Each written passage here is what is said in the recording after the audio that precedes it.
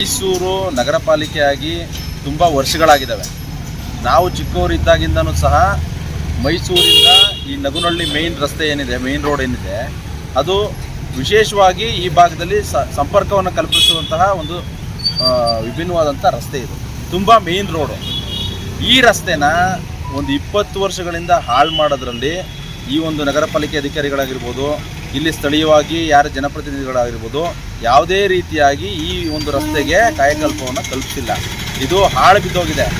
ಅದ್ರ ಜೊತೆಗೆ ಪ್ರತಿದಿನ ವಿದ್ಯಾರ್ಥಿಗಳು ಬೆಳಗ್ಗೆ ಎದ್ದರೆ ಸಹ ಎದ್ದು ಅವ್ರ ಪಾಪ ವಿದ್ಯಾರ್ಥಿಗಳು ಗಾಡೀಲಿ ಹೋಗ್ತಾರೋ ಅಥವಾ ಆಟೋದಲ್ಲಿ ಹೋಗ್ತಾರೋ ಅಥವಾ ನಡ್ಕೊಂಡು ಹೋಗ್ತಾರೋ, ಈ ಭಾಗದಲ್ಲಿ ನಡ್ಕೊಂಡು ಹೋದರೆ ಧೂಳು. ಆ ಸಂದರ್ಭದಲ್ಲಿ ರೋಡ್ಗಳು ಸರಿ ಇಲ್ಲ, ರೋಡ್ ಅಂತೂ ಇಲ್ಲವೇ ಇಲ್ಲ.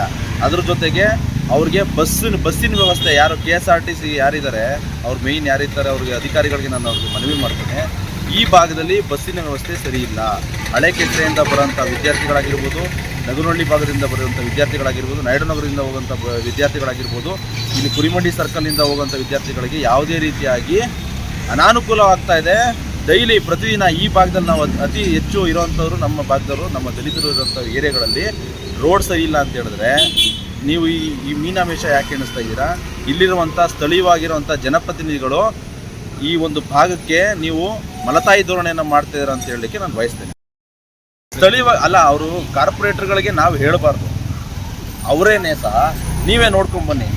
NR ಮೊಹಲದಿಂದ ಹಾದು ಹೋಗುವಂಥ ಈ ರಸ್ತೆಯಲ್ಲಿ ನಾಯ್ಡುನಗರದಿಂದ ಮುಂದಕ್ಕೆ ಹೋಗೋ ತನಕನೂ ಸಹ ಕಂಪ್ಲೀಟ್ ರೋಡ್ ಹದಗೆಟ್ಟೋಗಿದೆ. ಯಾಕೆ ಅವ್ರು ಓಡಾಡಲ್ವಾ? ಅವ್ರಿಗೆ ಗೊತ್ತಾಗ್ತಾ ಇಲ್ವಾ? ಸ್ಥಳೀಯರಿಗೆ ಇರೋಂಥ ಸಮಸ್ಯೆಗಳು ಗೊತ್ತಾಗ್ತಾ ಇಲ್ವಾ? ಪಾಪ ಬೆಳಿಗ್ಗೆ ಯಾರೋ ಬಿದ್ದೇ ಹೋದರು. ನಾನು ಬೆಳಿಗ್ಗೆ ನೋಡಿದೆ, ಸುಮ್ಮನೆ ನಾವು ಹೋಗ್ತೀವಲ್ಲ, ಡೈಲಿ ಬರ್ತಾ ಇರ್ತೀವಲ್ಲ, ಓಡಾಡ್ತಿರ್ತೀವಲ್ಲ, ಬಿದ್ದೇ ಹೋದರು. ಏಜ್ ಆದಂಥವ್ರು ಸತ್ತೋಗ್ಬಿಟ್ರೆ ಯಾರು ತಂದು ಕೊಡ್ತಾರೆ? ಇವರು ಜನಪ್ರತಿನಿಧಿಗಳು ತಂದು ಕೊಡ್ತಾರಾ? ಅವ್ರ ಜೀವನ ತಂದು ಕೊಡ್ತಾರಾ? ಯಾಕೆ ಇವರು ಇಷ್ಟು ಇದು ಮಾಡ್ತಾರೆ? ಟ್ಯಾಕ್ಸ್ ಕಟ್ಸ್ಗಳಲ್ವಾ?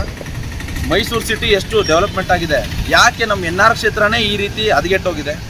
ಅಂದರೆ ಯಾಕೆ ಈ ಭಾಗನೇ ಹದಗೆಟ್ಟೋಗಿದೆ? ಅನುದಾನ ಏನು ಬಿಡುಗಡೆ ಆಗಿಲ್ವಾ? ಅನುದಾನ ಬಿಡುಗಡೆ ಅನ್ನೋದು ಪ್ರಶ್ನೆನೇ ಅಲ್ಲ. ಸಿಟಿ ಅಂತಂದರೆ ಮೈಸೂರು, ಯಾಕೆ ನಾವು ಇನ್ನೂ 20 ವರ್ಷ ಹಿಂದೆ ಇದೀವ ನಾವು? 20 ವರ್ಷ ಹಿಂದೆ ಇರೋಂಥದ್ದನ್ನೇ ಹಳ್ಳಿಗಳನ್ನೇ ಎಷ್ಟು ಚೆನ್ನಾಗಿ ರೋಡ್ಗಳಾಗಿದ್ದಾವೆ, ಎಷ್ಟು ಗ್ರಾಮ ಸಡಕ್ ಯೋಜನೆಯಲ್ಲಿ ಎಷ್ಟು ರೋಡ್ಗಳಾಗಿದ್ದಾವೆ. ಯಾಕೆ ಈ ಮೇನ್ ರೋಡ್ನ ಇದು ಎಷ್ಟು ಜನ ಓಡಾಡ್ತಾರೆ? ಸಾವಿರಾರು ಜನ, ಲಕ್ಷಾಂತರ ಜನ ಡೈಲಿ ಓಡಾಡ್ತಾರೆ. ಸಾವಿರಾರು ವಿದ್ಯಾರ್ಥಿಗಳಿಗೆ ಸಮಸ್ಯೆ ಆಗ್ತಾ ಇದ್ದಾವೆ. ಸಾವಿರಾರು ಜನ ಪಾಪ ಕೂಲಿ ಕಾರ್ಮಿಕರು ಓಡಾಡೋಂಥವ್ರು, ಅಂಥವ್ರಿಗೂ ಸಮಸ್ಯೆ ಆಗ್ತಾಯಿದೆ. ಹಾಗಾಗಿ ಈ ಒಂದು ಭಾಗದಲ್ಲಿ ಈ ರೋಡ್ನ ಸರಿ ಮಾಡಿಸಿಲ್ಲ ಅಂತ ಹೇಳಿದ್ರೆ ಮುಂದಿನ ದಿನಗಳಲ್ಲಿ ದೊಡ್ಡ ಮಟ್ಟದಲ್ಲಿ ಹೋರಾಟವನ್ನು ಮಾಡ್ತೇನೆ.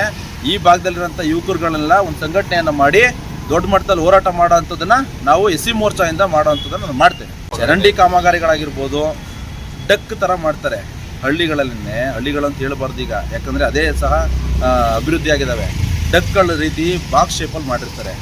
ಎದ್ದು ಕಾಣೋ ರೀತಿ ಯಾವುದೋ 20 ವರ್ಷ ಹಳೆ ರೀತಿಯಲ್ಲಿ ಎಲ್ ಶೇಪಲ್ಲಿ ಮಾಡಿಬಿಟ್ಟು ಮೋರಿ ನೀರು ಮೇಲೆ ಹಾದು ಹೋಗೋ ರೀತಿ ಮಾಡಿಟ್ಟಿದ್ದಾರೆ. ಇಡೀ ವಾರ್ಡಲ್ಲ ಎಲ್ಲ ಕಡೆನೂ ಇದೇ ಕಥೆ ಇರುತ್ತೆ. ದುಡ್ಡು ನುಂಗೋಕ್ಕೋಸ್ಕರ ಜನಪ್ರತಿನಿಧಿಗಳಾಗಿರ್ಬೋದು, ಅಧಿಕಾರಿಗಳಾಗಿರ್ಬೋದು, ಯಾರೇ ದುಡ್ಡು ನುಂಗಿದ್ದಾರೆ ಅವ್ರು ನಾಶ ಆಗೋಗ್ತಾರೆ. ಯಾಕೆ ಅಂತ ಹೇಳಿದ್ರೆ ನಾವು ದಲಿತರು ವಾಸ ಇರೋಂಥ ಏರಿಯಾಗಳಲ್ಲಿ ಮೀನಾಮೇಷ ಎಣಿಸ್ತಾರೆ ಅಭಿವೃದ್ಧಿ ಮಾಡಲಿಕ್ಕೆ. ರೋಡ್ ನೋಡಿ, ಇಷ್ಟು ಜನ, ಇಷ್ಟು ವೆಹಿಕಲ್ ಎಷ್ಟು ಓಡಾಡ್ತಾ ಇದೆ. ಈ ರೋಡ್ನ ಇಷ್ಟು ಹದಗೆಡೋಕ್ಕೆ ಕಾರಣ ಈ ಜನಪ್ರತಿನಿಧಿಗಳು, ಈ ಅಧಿಕಾರಿಗಳೇ. ಮುಂದಿನ ದಿನಗಳಲ್ಲಿ ಏನಾದ್ರೂ ಈ ರೋಡ್ನ ಏನಾದರೂ ವ್ಯವಸ್ಥಿತವಾಗಿ ರೆಡಿ ಮಾಡಿಲ್ಲ ಅಂತ ಹೇಳಿದ್ರೆ ಯಾರೇ ಬರಲಿ, ನಮ್ಮ ಹೋರಾಟ ಶತಸಿದ್ಧ.